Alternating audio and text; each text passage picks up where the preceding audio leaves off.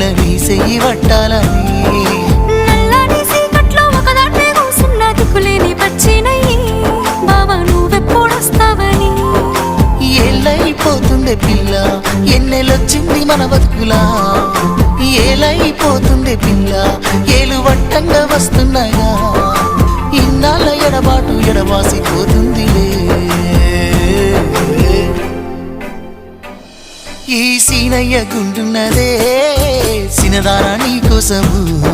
ఈ దూరాన్ని చెరుపుతూ తీరాల తెగిరింది అందాల ఈ మానము